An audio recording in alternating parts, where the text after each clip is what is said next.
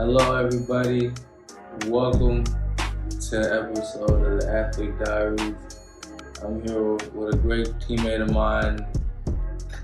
He's a great guy, very interesting, a very in-depth person, great energy. I'm happy to be in New Jersey, in his home place with him. I'm honored to be here with him. But one of my good friends, Fred. What you doing, big dog? Doing pretty good, man. Doing pretty good. I appreciate that y'all wanted to come to my house, eat my food, enjoy my time. I'm blessed to be here, bro. I'm happy you welcomed us into this beautiful home, your beautiful mom. I'm happy to be here. I see now, though, where you get your energy from. She's like that, too. She has a good energy and spirit about her, too. So I see where you get it from now. Yeah, my mama, she's like my rock, my number one fan. She just taught me everything that I know. Yeah. Every single parent. Right. No, yeah, that's what she said. She said she had all your jerseys from when you started playing ball. So that's crazy. Like that's love right there. That's, you know what I'm saying? That's crazy. Passion right there. So let's get into it a little bit. Let's start talking about you. So, let's talk about your journey at Rutgers. So let's get into it. Let's start. How'd you get there? You know what I'm saying? Your recruiting process. Rutgers doesn't start without high school, right? Well, high school, I was a decent athlete. You feel me? Played for St. Peter's Prep. My junior year, we were number 8 ranked in the nation. Played against the likes of key players that are playing in the NFL now, like the Joe Peppers and Sean Gary and all of them. Like, because Jersey is a factory of football players, respectfully, Right. But then coming into my senior year, I had multiple offers going in, but my grade wasn't good. It's too hard. You feel me? I had a 2.2. Right. Yeah. My SAT was alright. I had a 1790. It was like I was just looking to play on some NCAA stuff just to go through an athletic scholarship, and I didn't know how that worked. Coming into my 6th game, blew my knee out against St. John Bosco in Cali. He was playing them in the neutral site at Don Bosco, and missed most of my senior season like that. So then a lot of teams withdrew their offers. They didn't really want to mess with a kid that just damaged product, doesn't show no potential in the classroom. You feel me? This is a message to all my young dudes. It's just you're building your resume from the day you start at high school, from day one. You feel me? Whatever you do, you gotta do 100%. Or you're gonna end up like me and go a long route. So now it's like May 31st. I get accepted into Rutgers through the EOF program into New Jersey. It's an education opportunity for us. So I was first generation college students, minorities who come from underdeveloped environments. A lot of chance to go to college and get funded. Technically, I'm first generation. My mother went to school, but she couldn't finish. Shouts out to her. She still got that knowledge and stuff. But I went for the summer, and through that summer, we kind of lost our house.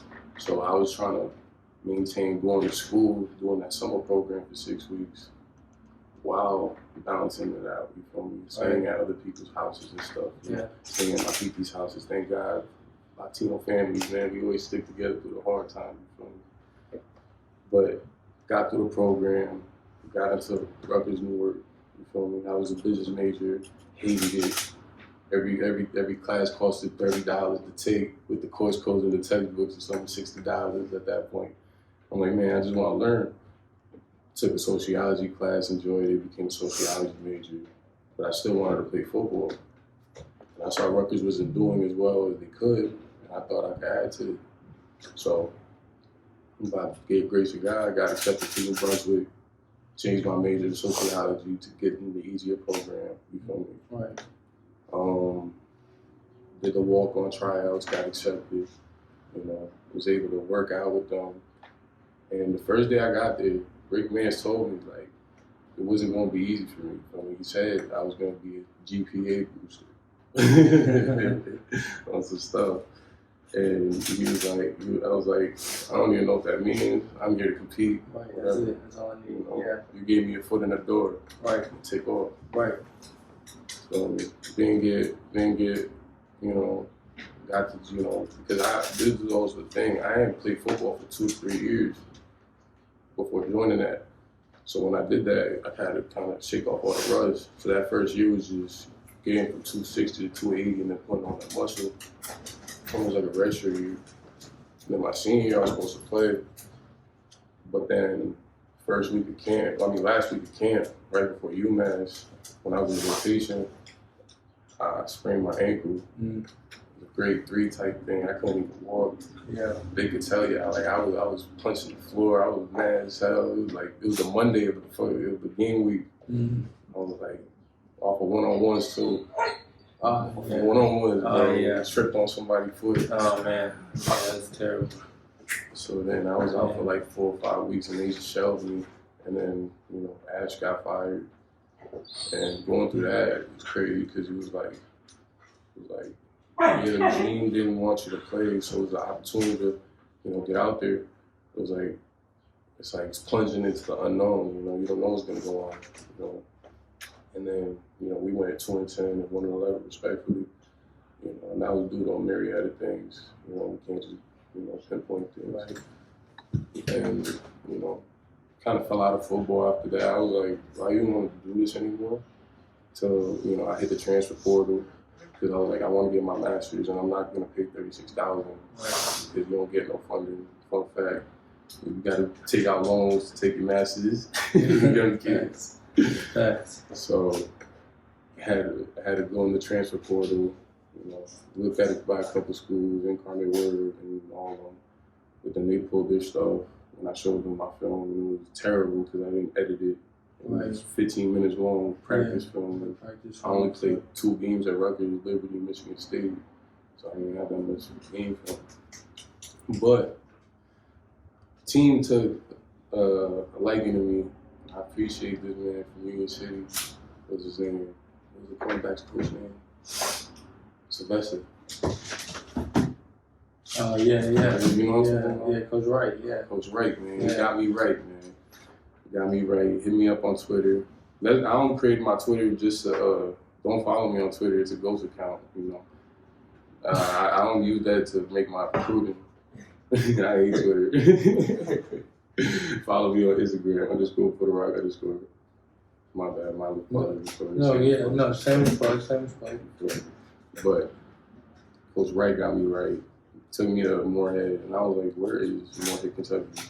I'm like, I've never been past, Boston, you know, that west before, you know, and they're talking about, we're gonna go to Indiana, we're gonna go there, and like how it's all connected and stuff, and I'm like, that's crazy. Like, Moorhead's really connected to everything, but it's just in the middle of nowhere, you know. Drove in there, first 14 hours, road trip of my life through the west. Drove through the mountains of West Virginia and, you know, Maryland and all that. It was cool to see, though, you know. It was cool to see. You know, got to the little town in Kentucky, met Suge, Rob Tanya, Coach Tanya. You know, I just started my campaign there. Okay. You know, enjoyed it? Different for sure? It was really change of pace, you know. Like, I got to embrace more nature. You know, I'm from the urban environment, you know. It was pretty cool. It was just different people, different food, definitely. Shouts out to Pops, you know, Pops. Pops is pretty good. Pops is pretty good. So we can cut this if you don't want to talk about it, but I'm gonna ask you if you want to talk about the sleeping at the stadium thing. Oh yeah, no, I just wanted to give like a brief. No, yeah, that's fine. Yeah, I don't know. But yeah, so. I don't know. So, I guess my first question originally is this. Question that I ask everybody is, what is one of the hardest or darkest or, you know what I'm saying, craziest things you've been through? The steps you had to take to get past that, to get through that thing, you know what I'm saying? Whatever the situation might be. Take your time thinking about it, you know what I'm saying? Yeah, there was a lot of muddy parts in my No, of course, journey, yeah, right. And that's why I think you're such a good person, because I think you're one of those people who most definitely learned how to take situations and make the best out of them. So I appreciate that. Yeah, for sure. So I would say when I was at Rutgers, definitely my first year there. So I did my spring semester. I got there January, got on the team around February. Did my whole spring training and stuff, finished spring camp. And they were telling me, yeah, summer's the most important part because that determines whether you go to fall camp or not. I was like, well, I'm going to fall camp. I'm competing. I'm still vying for a spot. I'm just gonna try and walk on it. You feel me? But like dormant costed money, and I didn't have the money or the scholarship to do it. So what I did was I just, I slept in High Point Solution Stadiums for a whole summer. It wasn't for a whole summer. It was for 8 weeks, 10 weeks. But it was just so I could be closer to work out and just to chase my dream. I was sleeping on the sofa right there in the players' lounge. It was all respect. Everybody respected me. I had to do what I had to do. And just do it. I didn't want to trouble with nobody, nor my parents with any like money problems. It was just business at that point. That's how I looked at it. That's why every day I took it 110%. Everybody was like, "Yo, why you so mad, Freddie?" I don't know, bro. I sleep on the couch, or you sleep on the fucking couch. My hunger different. Right, yeah.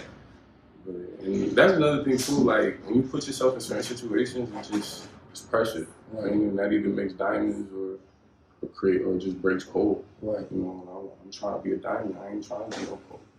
So I'm trying to it creates a different you. It makes you fight or flight. Right. So this kind of, since you said the diamond thing, let's talk about that mentality. So as you were going through that, the mentality that it took to wake up every day. Let's kind of go through that. So what conversations you were having with yourself? There was always a shadow of doubt that always slipped in my head. Like, why am I doing this? There's always that comes up. But then you look at you look at who you want to be. You look at the people that you idolize. You look at the people behind you that are supporting you. And you want to do the best you can for them at all times. You want to be the best. You want to put your best foot forward all the time. That's why when I got to Moorhead, a big thing what I said was 1% better every day, right? Right. We always want to get 1% better. Regardless of who it's for. Even if you don't want to get up that day, you got somebody vying for you. Me is my mother and my family. Right. You was probably with your kid and your family. It's different stuff. Exactly. But at that point, it was just let me get up, let me do this, let me put a smile on my face because I'm doing football. Everybody else is drinking and going out and wasting their bodies away. I'm working myself. I'm putting myself to work. Shouts out to stoicism and all that, man. Because without Socrates or Plato, man, or Montaigne, I wouldn't be able to get through any of that. Shouts out to the Stoics. Why you said that though? Because man, I was reading all that stuff, man. I was reading Reflections by Montaigne, and I was sleeping on that. I was writing my poetry, I was doing different stuff. So when fall came, I was prepared. When the students came in, I got to become a leader in my community. Right. I felt like that was the biggest step I could take. Even though I can't contribute on the field because whatever, I could still be significant. Right. And I guess that's the biggest fear, to become insignificant, to just be lost in just the annals of history, just to be dust. Right. My name would be out there. That's me. No, I understand. Yeah, I'm with you. No, I'm with you for sure. Leave a legacy for, the people that are behind you. Textbooks, man. You know what I'm saying? Yeah. Low-key change the world type. Yeah, I'm with you. This New Jersey and New York area, allergies on that stuff. Bro, the juice is terrible. The water's like Flint, Michigan out here, man. Help us. Man, crazy. Help us. But after I heard that stuff about Flint, dude. I can't drink tap water anywhere. I refuse to do it. Oh yeah, no. New York has the cleanest tap water, because of their filtration system. The thing about Jersey is that they get it from a reservoir.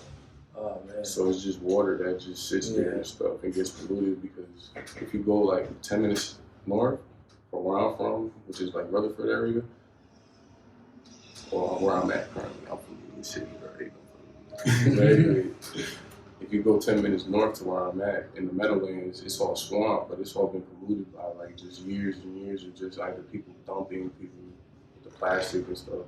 Right. I mean, we can go environmentalists in this conversation. No, we can go however you want to go. I keep the podcast very open. I'm open to all routes, but yeah. You got the football helmet on the table, though. No, you so that's what I be telling people, bro. It's like, I guess the draw in is that we're athletes, but like, I don't ever really want to just talk about like the big sport. You know what I'm saying? Like, that's never really, you know what I'm saying? Because like, at one point I wanted to call this more than an athlete, but then LeBron James kind of did his thing, and so I was kind of like, I don't even want to come close. You got the Brandon Marshall stuff. You know what I'm saying? So I'm kind of like, I don't even want to come close to anybody else. So that's why we kind of did this.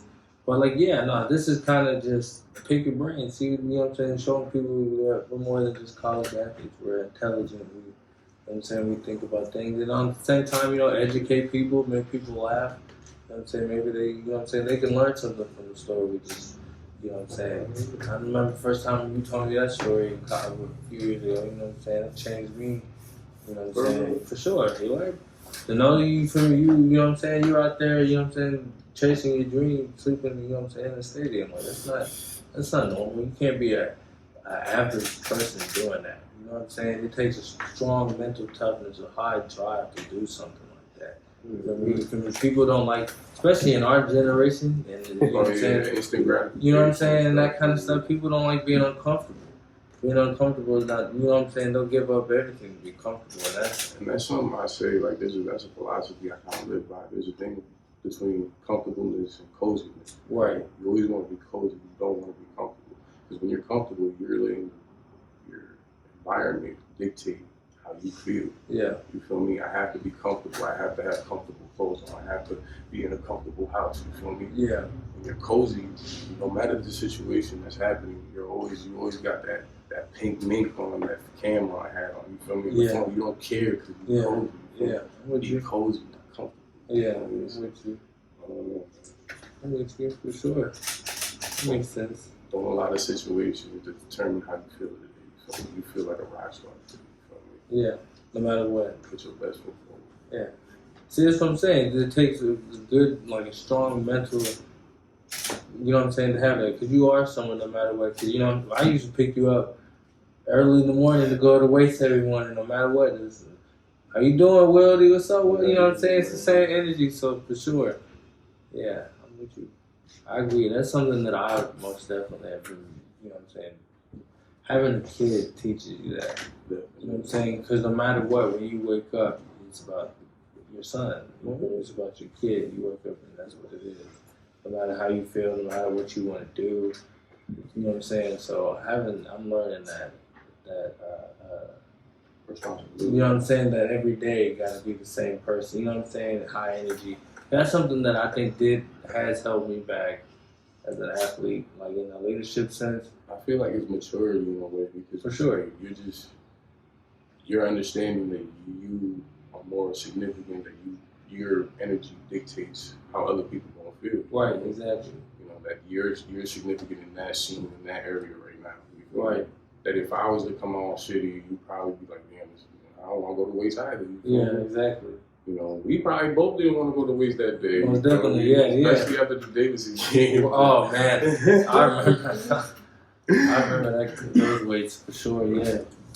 We still waiting for our best foot forward and do the best for our team, our brothers.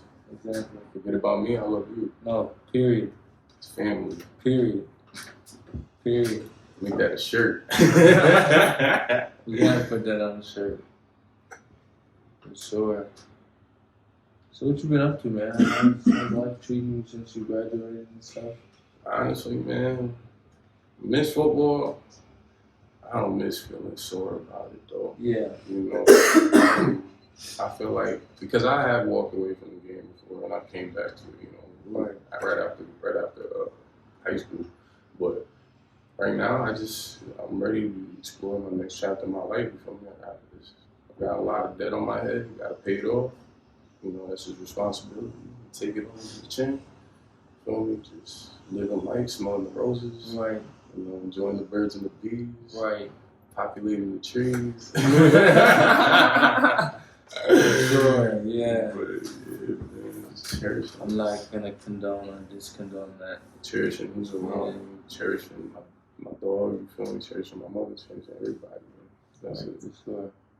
About to teach songs, just working on my masters. Yeah, really? Working on my masters, man. Okay. So after this year, when I get my masters in December, and I feel like that's another thing people should do in this society. Instead of being like, oh, if I get my when you feel me, put that benchmark on yourself, put that pressure on yourself. I was definitely start speaking it to in existence. You feel me? But when I get that stuff in January, that starts a whole new semester, and I already made connections with different schools to try to get this adjunct position, and just try to help kids like me. You know? Right. I also pay my debt, but for sure. Also teaching. You don't go into coaching? No, you can. I would like to teach. If anything, I coach high school. Yeah. Like small college, you feel me? But I know. Yeah, big time. I know you trying. But you know what's crazy, dude? And this is a question that I've answered probably like 20 times in the last month or so. If you would have asked me 2 months ago, 3 months ago, I would have been like, yeah, bro, I'm going to find a way to coach. I remember. You know what I'm saying? Them combos, man. But now, bro, I'm not feeling it. Nah, bro, I'm so into bro, I want to do so much and experience so much in life. Like, don't get twisted. Like, when my son and daughters and when, you know what I'm saying, when I get to that point, are in high school and they're like, Dad, we want you to coach. Like, I might get into it then or something. Like, when I'm much older and I got everything set up and I've done so much with them.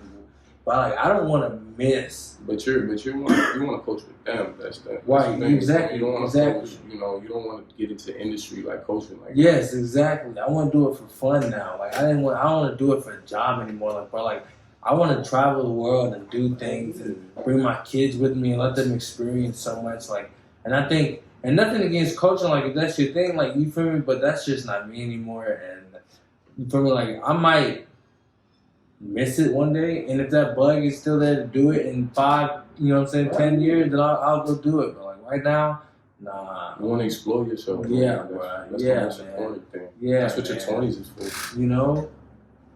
Taking risks and things. When I think about coaching and college, I mean, it's almost the same thing as, like, medical school. Think about it, right? You do 5 years of football in college, right? Right. You do 5 years of medical school, right? Okay. Then you go to your master's. Yeah. Then you go do your GA jobs, which are another 2 to 3 years, right? Yeah. Get your first position coach around another 4 years, right? About the same time, you're 28. Because y'all around the same position, right? A head coach at a university versus a whole doctor. Yeah, that's crazy, right? Like you gotta put so much time in. So much time. And I feel like. And 28 is still not even guaranteed. I feel like football for me, I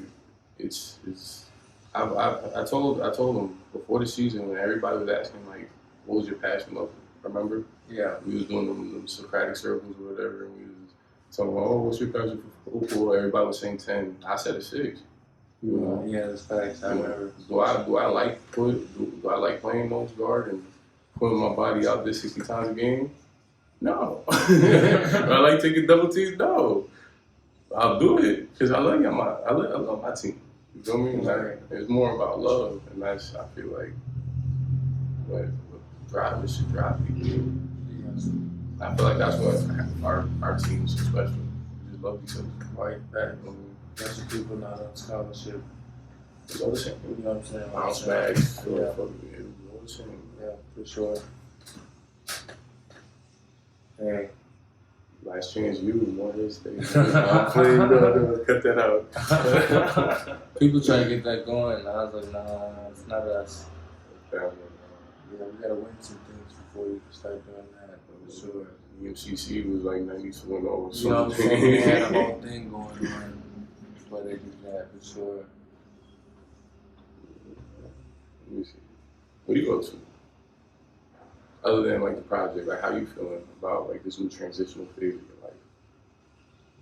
But I feel amazing. Okay. I had someone tell me the other day, they're like, Jacob, I hadn't seen you in a while, but you're glowing differently. I'm like, yeah, man, cause you know me, bro. All right. So this is gonna be weird. You know what I'm saying? You guys are gonna hear this. You're gonna hear a different side of me. You know what I'm saying? I do the energy work. You know what I'm saying? I'm into, for me, being connected to higher energy, to feeling high energy. You know what I'm saying? Yeah. That's why I'm worried about spiritual. I'm worried about being touched. You know what I'm saying? All that kind of stuff. And right now, my energy is in a place that it's been before,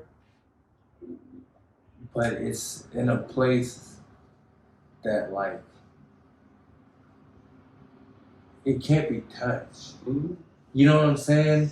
Like, it can't be touched. Like, things, like, if something goes wrong in my life right now, I don't flinch. Yeah.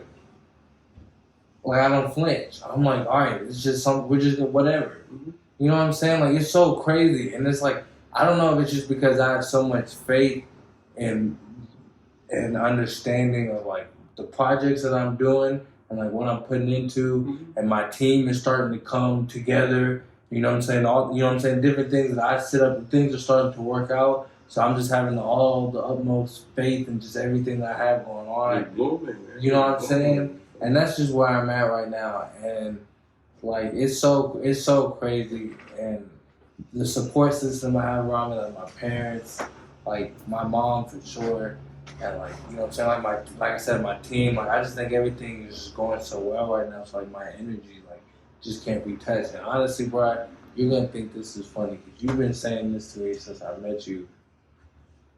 I changed, like, my input and what's going into me, like, in my free time. You know what I'm saying? Like, I've been big on vocalizing. Like, I cut off, like, Lil Durk. You know what I'm saying? Sure. You know what I'm saying? Those Sure. kind of things. Like, I changed what's really going into me, like, on a regular basis. Like, I went on a period where I only watched probably, like, 15 minutes of TV a day. And that was really only when I was eating, because, you know, I fast or whatever. So, like, that was really when I was eating, like, to distract myself while I was eating. Mm-hmm. Like, other than that, I really wasn't watching TV. Like, I'm investing so much time in just everything I'm doing. And it's just so, like, yeah, I'm at a different level right Getting now. out the matrix, man. You embracing the world. You feel me? Exactly. Embracing the world around us. Exactly. The world is so big for somebody to just, you know, just say, hey, let me be on my phone 12 hours a day. Man. Go on a hike, youngies. Go fishing. Go do run, something. You know. Yeah. Man. Learn something new every day. That's my motto. For sure. 1% better. For sure. So let's talk about your poetry. So how did you get into poetry?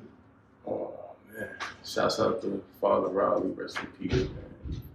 When I was at St. Peter's Preparatory School, took this creative writing class. You know, it was just lecture type stuff. I was like, I like writing. I like making stories. Let me do this. So then I started writing, but my teacher back then, he was very stringent. He was very sarcastic and stringent. He always knew I could do better.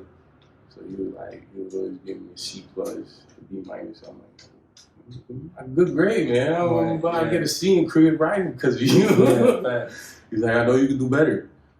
So I was like, I mean, I write poetry. Like, can I accept it? Can I give you that? He's like, if it's 2 pages or longer, yeah, you could.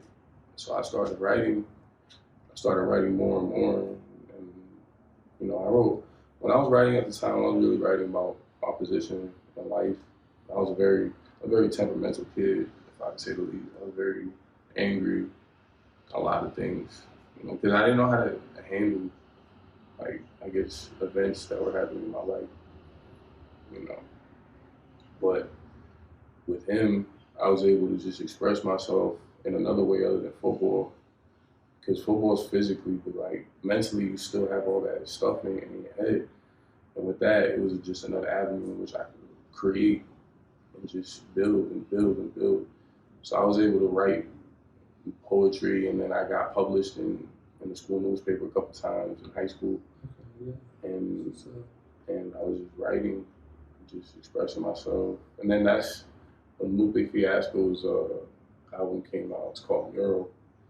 And it was very touching to my poetry. Like I was like, I want to be like him. With all his abstract concepts and weirdo things that he talked about, from like Moroccan Mole and Secret Squirrel to the Fibonacci sequence and Golden Mean, right? So in college, while I was playing at Rutgers, I went to do my spoken word, and they had this thing called Verbal Mayhem. And I was writing throughout that whole time, and I was like, yo, I really want to just share this to people. You know, I want to just go to the spot and share it. This girl brought me, shouts out to Kale,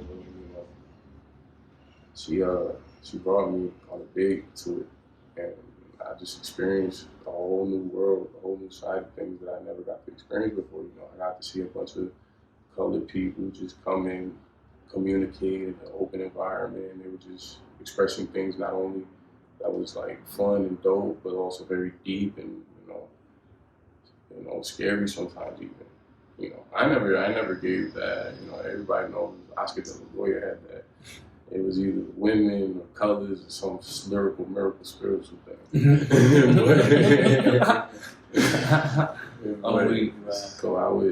So the schedule was, my Wednesday would usually be workout at 5 in the morning with Rutgers, go to my classes, get back to the facility, watch the film, do the practice, you know, get a little pumping, then go work, because I was working at this place called Seed Burgers, a vegan burger spot. Terrible? No. Terrible. Yeah, I know you're a big meat eater for sure. So, huh? You a big No, but it was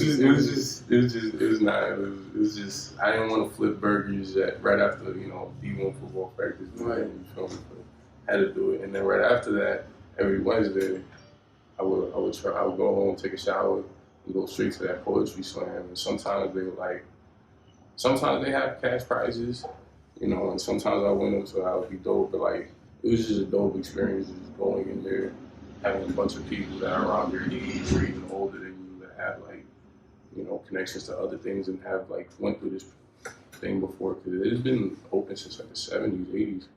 So like, just going through that experience and feeling that, like, I guess, tradition and, you know, doing your thing. And then all the girls just snapping their fingers. And it's a good feeling. And then you go to bed at 1 o'clock in the morning, got to do everything all over again. It's a great feeling until that time. Yeah, until it's time, yeah. So you're on a different grind, man. And I was sleeping on a futon. Sleeping on a futon. So in the living room, shouts out to Prince Taylor Avenue, man. You see Gilbert Street. Oh, man. So at Rutgers, you never lived in the dorm? No, I did. I lived in the dorm until my senior year. Okay. So I lived like fall and spring, I used to, but like it was to a point where it was like I could just take off more money on my tuition. Yeah. And I got friends that are moving out, you know, of their dorms. So I was like, let me just live with them. So it just cuts a big ass piece on my tuition, because that's like $4,000 or $5,000. Yeah. You know, and then like I'll get my refund checks, and then instead of being like 2 racks, a rack and a half, it'd be like 4 or 5. So I was like, it was just more money for me to play with. Just deal with, you know. Comfortable futon, man. I bought it myself. You got a real nice one. Yeah. For sure, you have to. It was like 24 inch. Yeah. Okay. That's not too bad. Looking pretty solid on a futon. Yeah, for sure. What about your teeth, bro? So my teeth, right? Growing up, I had acid reflux, and just my teeth were initially made up of mostly calcium, right? They're not enamel. mostly calcium. Yeah. So I had an enamel deficiency and calcium overdeficiency. I had calcium deposits under my tongue since I was younger. Those disappeared a long time ago. The thing is like 20 years of dealing with acid reflux plus, you know, football plus like the whole like having a sweet tooth. You feel me? Just gotta get it, messes your teeth up. Like I'm probably gonna have to get rid of like most of the teeth in my mouth. I'm just gonna put gold in. Eventually, just put might as well, right? Permanent gold. For sure. So just do that. But yeah, so I got a bridge in the front of my tooth. And you know what? Shouts out to my mother again, because she was the one that found the spot that we went to. You know, she was the one that got this whole process done. So when I went to this one in West Orange, which is I would say 25, 30 minutes from here, where we're having this podcast. And when we did the whole consultation from the front of my grill, they said it's around 75,000. Dang. I'm like, no. I was like, we are not doing that. I don't care. My mom was gone. She was like, I don't care. We will do it. I don't care. I was like, yeah, it's mine. So then we started looking, and she found this one in New York. I forgot. Westside Dental. Shouts out to Westside Dental. Got my teeth done. They said it was around 10,000, right? They gave us a $5,000 grant because I was first generation Hispanic college student. You know, I need my teeth for my pictures, my college pictures, which I'm gonna take this December. You know, I ain't take none for my undergrad because of COVID. I gotta do the vengeance, but got my teeth done for around 5,000. You know, my mother took on the loan. She's just been paying. I've been helping her with it, but she's mostly been paying it. You know, it's been grateful. You know, she gave me teeth again. Yeah, I got my smile again. Yeah. But going through my undergrad would help. I only had 3 teeth around my front of my grill at one point. And it was stressful. Taking buses. Yeah. Couldn't smile. Couldn't. And you see me smile, you feel me? Right. I get all chinky and stuff, you know. I was angry. I just look angry all the time. It's like, no, I just don't want to smile, man. So how long were your teeth like that? I would say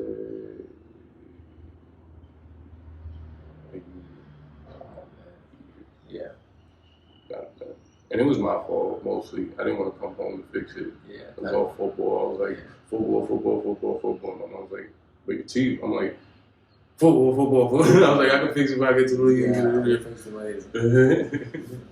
Dang. She's the one. She put her foot down. She was like, we are fixing it. Once I got the Kentucky acceptance, she was like, yeah, we are fixing it.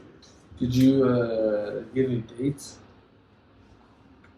Yes, man. I got dates. Yes, I got dates. Like that? You got dates? It's called poetry. It's called having game slicker than silver. Pour grease on your fucking shoe looking like motherfucker. Salmonella, I don't know. You think, Fred, What's up? You gonna look me in the face and tell me you got dates with 3 teeth in your front girl? Yes, I did. You're spitting game like that? And it's not about spitting game. What girls just want is just a real human being. Yeah, when you got all these like, 19, 18, 20-year-old males running around all hormoned out. Yeah. Facades. And then you got this guy that's, he's humble. Yeah. Shit, humiliated because his teeth are just, he got the humility. He's just working and grinding and just protecting his family and that. Then they understand, initially, hell yeah, shorty sometimes shallow, that's okay. Yeah. I would be shallow too if, respectfully, if a girl like with that came up to me, but then like. Once you actually get to know it and stuff, it's a little different. And that's, shouts out to all the women that did that. Yeah, for sure. Respect. I don't want to put no names out there, man. No, of course, not very long. For sure. So you single now? Still single now? Single like a Pringle, man. Like a Pringle and a motherfucking Tingle. I'm just chilling. I'm working to me. I'm working on me, working better. For sure. You know. Yeah, no, for sure. Single, oh, don't ask me that. Yeah. I don't even, bruh. I don't even, yeah, no.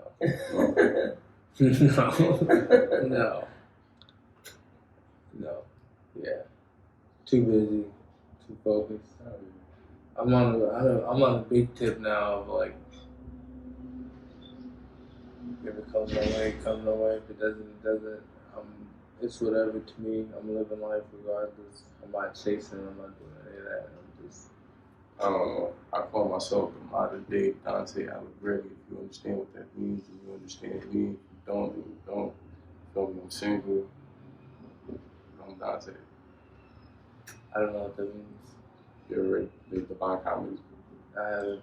So Dante's Inferno is about. No, it's not. Go get the synopsis, man. It's like an hour-long movie about it. I don't want to spoil the surprise for people. Okay. All right. I'll do that. Yeah, I'll do that. I'll let you know. I'll check it out. That was off the camera. Yeah. I got That's crazy. you. Cut. Dudes are funny. What else, man? What else? Faith, freedom, food. Try any food out here, man? But, you know, we went to a few pizza places when we were in New York. Got the dollar slices. The dollar slices busting, right? Are they? We didn't do those. Nah, you went for the bougie spots? Yeah. You gotta go to the corner ones. Like, yeah, that's what Cameron was saying. That's what we should have done. Yeah. What type of pizza you have? You have some like exotic stuff? You just have? Bro, I'm too basic, bro. I'm basic. And it's not even like, I'm pretty, like, I've gotten so much better about being a picky eater. But, like, when it comes to pizza, bro, like, dog, a cheese pizza, just, you know what I'm saying? I'm cool off the pepperoni, especially because, like, I kind of stopped eating, like, I stopped eating pork, so I don't even do, like, pepperoni or bacon or nothing. So, what is the $1 million question, man? This is the question everybody, the CIA, FBI, DEA wants to know. Do you like pineapples on your pizza? No. You heard it here, folks. This podcast. Do you? Next question. No, you don't. Next question, bro. But and it's crazy. Every time I eat pineapples now, I be eating chunks of pineapples just randomly because I love pineapple. Pineapple's fire. And I'm sitting there, I'm like, well, I get it on the ham, I get it on a couple other things, but on the pizza, bro, get that out of here. Get that out of here. I'm just saying, man. Get that out of here. Look, I'm also different. If you ever go to a bagel spot around here, you always gotta get the sausage, egg, and cheese. This is the fresh special. You could alternate it, whatever you want. You saying that like a bagel? Like one of these bagel joints around here? Sausage, egg, and cheese, hot sauce, and grape jelly, toasted on egg bagel. Alright, say that again. Sausage, egg, and cheese with hot sauce and jelly. And it has to be like that Chinese food hot sauce, that sour hot sauce I'm talking about. You know that Frank's Red Hot? Yeah. With the egg bagel toasted. Think about it, bro. No, I am the thinking about it. That's about the jelly, steak. right? The spiciness and the sourness of it moves together. You feel me? Opposites attract. You feel me? Spicy and sweet, plus the salty and the umami flavor of the sauce. You feel me? And you got the egg bagel to soak it all up. Bro, I don't know, bro. I don't know, dog. It's only $3.50, man.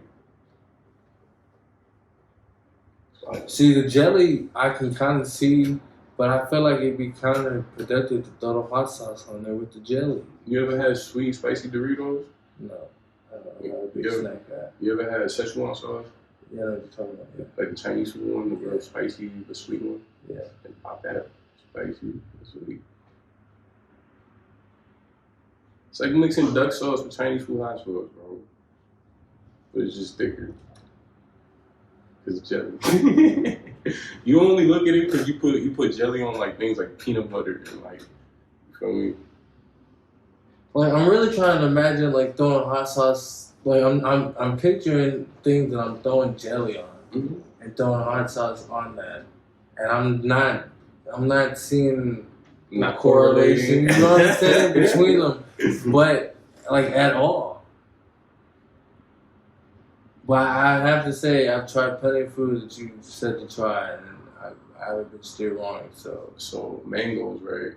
Yeah. When they eat mangoes with chili powder. Hey, that's a. Who's they? Hispanics. Okay. It's not like the chili powder is called like tahini, and like Yeah. you dip it in there, and it's like it's supposed to be spicy sweet. It's a common like flavor like pattern, you know. Just don't. It sounds weird because you're taking two things that we commonly use. For like, so like imagine like some hot wings with some spicy sweet ass sauce.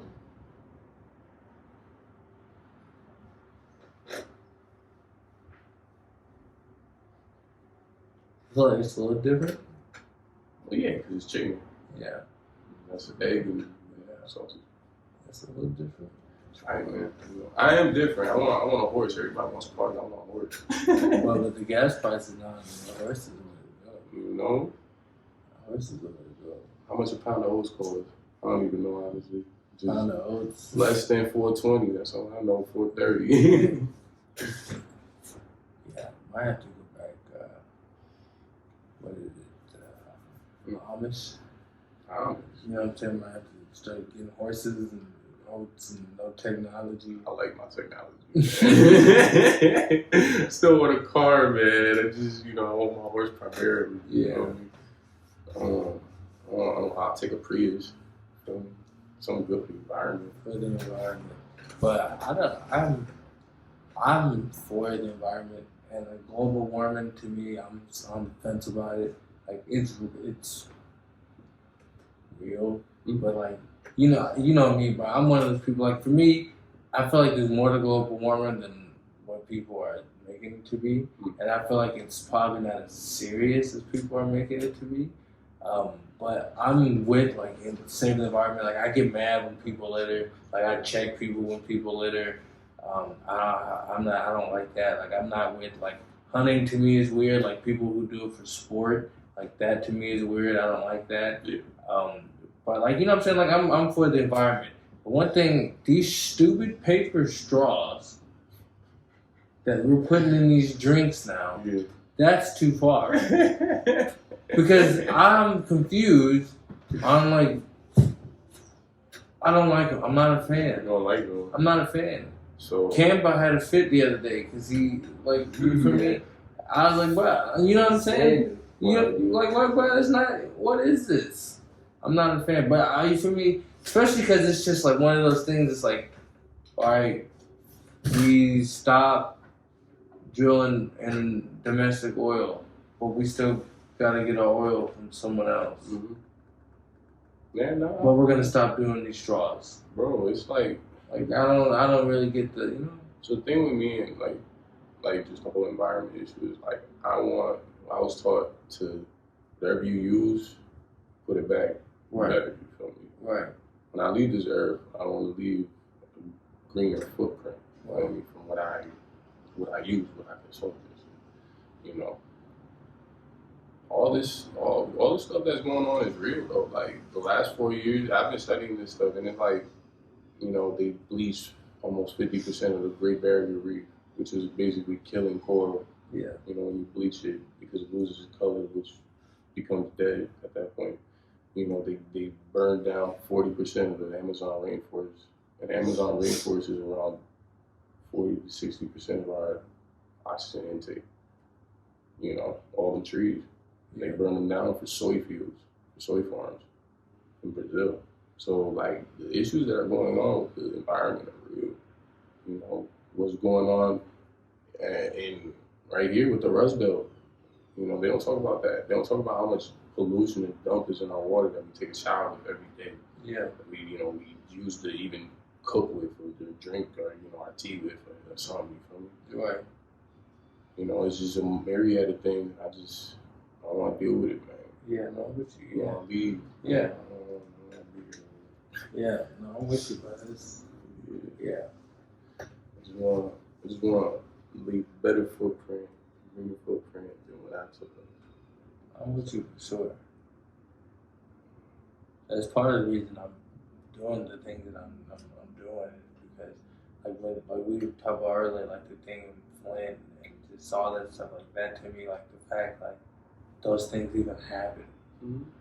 They did a study right here. They said Patterson, Newark, like I'm living in per fanboy, Patterson, Newark, Passaic, like all the bad places, right? Jersey City, fucking Camden, fucking Brunswick, all of them. They did the same lead test, Flint, Michigan, and they said the intake that the children are taking are as much as Flint, Michigan. Mm. That means they're getting lead poison, bro, essentially. Yeah. Like, that's really bad. Like, yeah, terrible. What's Phil Murphy doing? Legalizing marijuana. Free weed, but, children's water poison. I ain't nothing. I'm an athlete. Yeah. I don't play. Right, yeah. That's crazy, bro. Man. What else, man? I don't know, that right there just stunned me though. I was ready to hear that. Oh, man. Yeah, those are the kind of things that sit with me for days at a time. Is that good or bad? I mean, it's good because I invest time into thinking about it, so therefore it's going to sit on my list, and when it's time, it's going to be something that I get corrected. Mm-hmm. But it's bad because I think about that, and I think about all the people that I can't help right now that are going to suffer and or have sufferings from it, because I can't do anything about it right now. You know, you could do 1% better.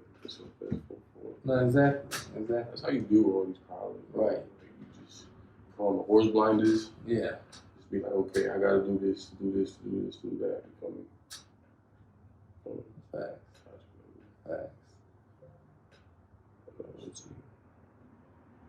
How's Morehead State football, man? How's it doing? Well, I'm not 100% sure. I wonder how the spring game went though. I want to know too. I'm curious. I was hoping some people would post some highlights from it or something, but no one really has. Of course, I'm only really I really have just my Snapchat. I only have like 15 of those guys on there, but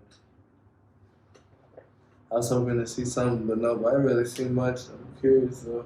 I want to see Snap. I want to see like the new up-and-comers, man. Yeah. I know Up is coming up. I know Isaiah Davis is coming up. Chance is coming up. Shouts out to James. Shouts out to Jahai. I'm going down and I'm talking to Coach Rhodes tomorrow. I gotta talk to him too. He was trying to help me publish my book. Mm. For my poetry and stuff. So